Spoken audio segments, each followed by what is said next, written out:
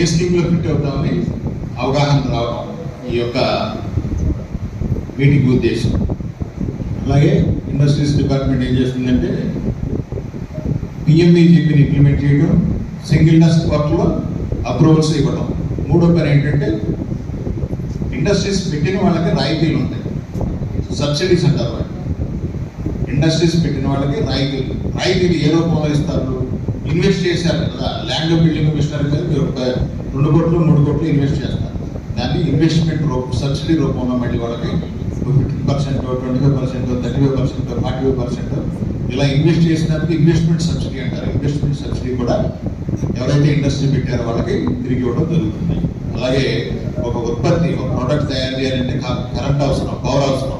Power కూడా యూనిట్కి రూపాయి నుంచి రూపాయన్నర వరకు మళ్ళీ మేము తిరిగి అలాగే రీపే చేయడం జరుగుతుంది. అలా 5 years. అలాగే సేల్స్ ట్యాక్స్, మీరు ప్రోడక్ట్ అమ్మినందుకు సేల్స్ ట్యాక్స్ పెడతారు. ఆ సేల్స్ ట్యాక్స్ కూడా 100% రియంబర్స్మెంట్ ఇవ్వడం జరుగుతుంది. మీరు బ్యాంక్ దగ్గర లోన్ తీసుకుంటారు, లోన్ మీద ఇంట్రెస్ట్ కడతారు, మళ్ళీ ఇంట్రెస్ట్ మేము తిరిగి 3% రీపేమెంట్ చేయడం, రియంబర్స్మెంట్ చేయడం జరుగుతుంది. అలాగే ల్యాండ్ కొంటారు, ల్యాండ్ కొన్నప్పుడు స్టాంప్ డ్యూటీ పెడతారు మీరు, ఆ స్టాంప్ డ్యూటీని కూడా 100% రియంబర్స్మెంట్ చేయడం జరుగుతుంది. ఇలా వివిధ రకాలైనటువంటి సబ్సిడీస్ని ఇండస్ట్రీ పెట్టిన వాళ్ళకి అందజేయడం ఇండస్ట్రీస్ డిపార్ట్మెంట్ యొక్క ఉద్దేశం.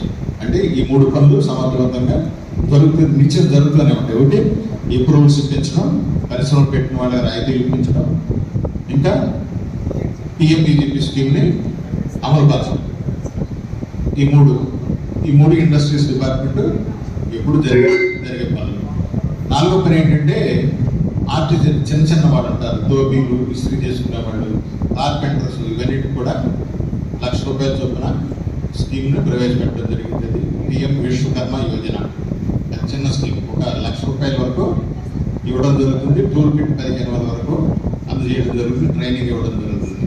ఆ ₹1,00,000 తీర్చిన తర్వాత మళ్ళీ 2 లక్షల వరకు ఇవ్వడం జరుగుతుంది. ఆ స్కీమ్ కూడా ఇండస్ట్రీస్ డిపార్ట్మెంట్ నుంచి జరుగుతూ ఉంటాయి. నిత్యం నిరుద్యోగ యువత గురించి కానివ్వండి, పరిశ్రమలు పెట్టే వాళ్ళ గురించి కానివ్వండి, మీకు జరుగుతూనే ఉంటాయి. ఇంకా ఈ డిపార్ట్మెంట్ సహాయ సహకారాలు కావాలన్నా మా దగ్గరికి అన్ని డిపార్ట్మెంట్ వాళ్ళు వస్తారు కాబట్టి అప్రోచ్ అయితే మీకు సమాచారమైన ఇలాంటి సమాచారం మరి ఏ డిపార్ట్మెంట్ దగ్గర ఉండదు. ఇండస్ట్రీస్ డిపార్ట్మెంట్ దగ్గర తప్పించి మీరు ఎక్కడికి వెళ్ళినా ఏ సమాచారం మీకు దొరకదు.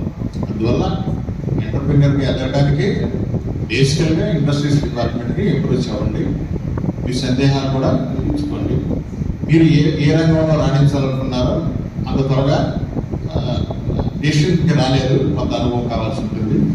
అది కూడా కొంత మా సహాయ సహకారాలు కూడా మీకు తోడ్పడతాయి అనుకుంటున్నాను. ఇలాంటి కార్యక్రమాలు మరి డాక్టర్ రావు గారు ఇక్కడ ప్రిన్సిపల్ గారిని పంపించి ఇక్కడ కార్యక్రమం జరగడం, మీ అందరూ కొంత మీరు జరగడం కూడా చాలా అదృష్టం. అలాగే ఇంకా మీ సందేహాలు మేడం గారు ఏదో అడగాలనుకుంటున్నారు. మీకు సందేహాలు ఉంటే కూడా ఆ వెసులుబాటు ఇచ్చారు. కళ్యాణ మండపాలు కట్టుకున్నా, హాస్పిటల్స్ కట్టుకున్నా,